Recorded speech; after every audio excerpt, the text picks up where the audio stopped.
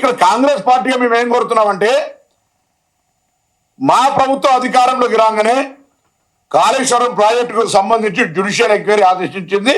మేము సిట్టింగ్ జడ్జిను కేటాయించమని కోరుతా ఉన్నాం. మీ యొక్క కేంద్ర మంత్రి పరపతిని వినియోగించి ఆ సిట్టింగ్ జడ్జిని కేటాయించే విధంగా ప్రయత్నం చేయండి.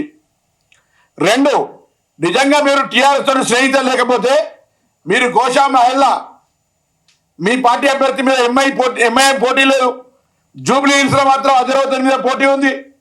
ఇదంతా అండర్స్టాండింగ్ అనేది ప్రజలకు అర్థమవుతలేదా? సో ఎన్నికల్లో లబ్ధి పొందడానికి సంబంధించి మీరు ఎన్ని డ్రామాలు ఆడినా మీకు మళ్ళా 100 సీట్లలో డిపాజిట్ రాలే.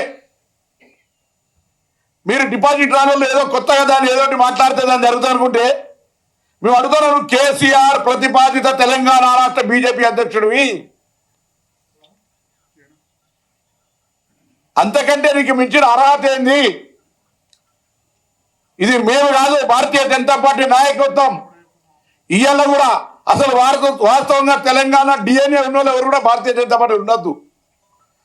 కేంద్రంలో లోక్సభ సాక్షిగా నరేంద్ర మోడీ గారు తెలంగాణ విధానాన్ని, తెలంగాణ ఏర్పాటు, తెలంగాణ అమరవీరుల ఆకాంక్షల్ని, తెలంగాణ ప్రజల ఆకాంక్షలు అవమానపరిచే విధంగా మాట్లాడినాక కూడా ఇంకా మేము బీజేపీ చెప్పుకుంటున్నారు, సిగ్గుండాలని అంటా ఉన్నాం. ఇవాళ మీరు తెలంగాణకు సంబంధించి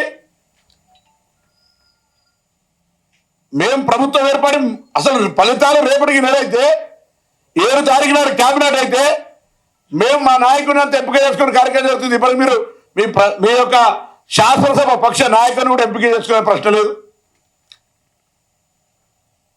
ఇలా అడుగుతారు ఒకటే, నిజంగా భారతీయ జనతా పార్టీ కేసీఆర్ పట్ల, వారి ప్రభుత్వం పట్ల, కాంగ్రెస్ చేసే విచారణకు మద్దతునిచ్చే ఒకవేళ మీరు అటువంటి ఆలోచన కేసీఆర్ నిజంగా అనే ఆలోచన ఉంటే మాకు జడ్జి గారిని కేటాయించండి, లేదా మీరే సిబిఐతో విచారణ చేయించండి. కేంద్రం మీది, మంత్రి మీరు, మీ లేఖకి విలువ లేదంటే మీరు ఆ మంత్రి పదవికి రాజీనామా చేయండి. మీ లేఖ central minister representing from the state Telangana, ఇక్కడ జరిగిన కాళేశ్వరం అవినీతి మీద మీరు లేఖ రాస్తే మీ ప్రభుత్వం పట్టించుకోకపోతే మీరు మంత్రిగా ఉండి అనర్హత, వేస్ట్.